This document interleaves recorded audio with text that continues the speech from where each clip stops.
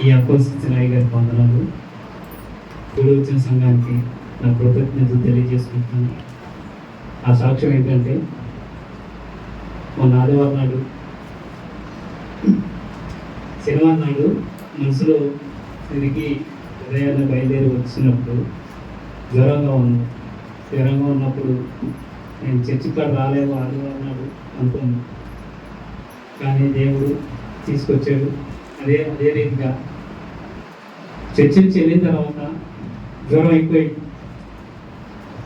ఎక్కువైనప్పుడు అయ్యగారితో నేనైతే ఎప్పుడు కూడా అయ్యగారు ఫోన్ చేసి ప్రార్థన చేయండి అయ్యా అని నేను చెప్పను. ఎందుకనంటే నేను ఒకటే నమ్ముకున్నా, ఆయన ఇచ్చిన ప్రేయర్ ఆయన.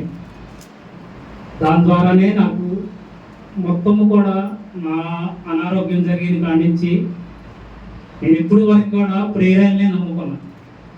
ఆయన నా పక్కనే ఉన్నాడు అని నమ్మి నేను ప్రేయర్ రాసుకుంటాను. ప్రార్థన చేసినా చేయకపోయినా కానీ ఆయన చేసి ఇచ్చిన ప్రేయర్ ద్వారానే నేను నడుచుకుంటాను. అట్లాగే నేను పడుకొని ప్రేయర్ రాయమని నేను పడుకున్నా, కానీ ఆమె మర్చిపోయి రాయిపోయేటప్పటికి వచ్చి చూసింది.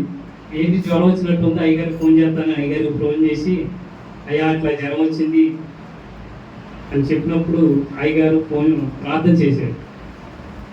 ప్రార్థన చేసిన తర్వాత నువ్వు అయ్యగారికి ఎందుకు ఫోన్ చేసి నేను ప్రేయర్ రాయమంటే ఎందుకు రాయలేదు, ఆ ప్రేయర్ రాస్తే తగ్గిపోతాయి. అయ్యగారు ఎక్కడ ఉన్నాడు, ఎప్పుడైనా ప్రార్థనలో ఉంటాడు. నైట్ టైము 12 ఆ టైంలో ఫోన్ చేసినట్టు ప్రేయర్లో ఉన్నాడు. నువ్వు ఎందుకు డిస్టర్బ్ చేసి ఆయన అని నేను ఆమె కలుసుకొని ప్రేయర్ ద్వారా ప్రతి ఒక్కటి కూడా నాకు ఏ చిన్న విషయం వచ్చినా కానీ, జ్వరం కానీ, ఏదన్నా కాళ్ళు లేకున్నా ఏదన్నా కానీ ప్రేయర్ ద్వారా నేను తగ్గిపోతాను.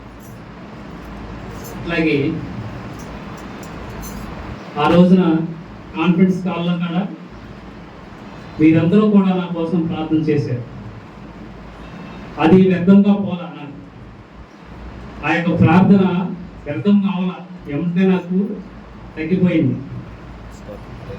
దేవునికి స్తోత్రం. హల్లెలూయా, హల్లెలూయా. అందుకని ప్రార్థన అనేది అది ప్రాముఖ్యమైనది కనుక గ్రూప్ ప్రార్థన అనేది వ్యర్థం కాదు.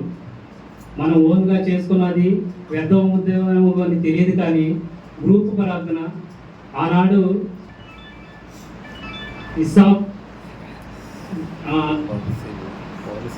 ఆనాడు అగ్నిగుండంలో పడేసినప్పుడు 3 వ్యక్తులు ప్రార్థన చేశారు, 4వ వ్యక్తిగా ఉన్నాడు.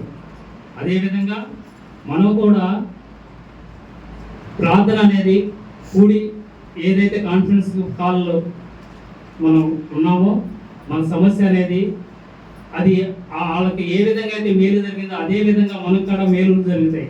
ప్రతి ఒక్కరు కూడా కాన్ఫరెన్స్ కాల్లో ఉండండి, మేలులు పొందండి. ఈ చిన్న సాక్ష్యం దేవుడు దీవించుగా.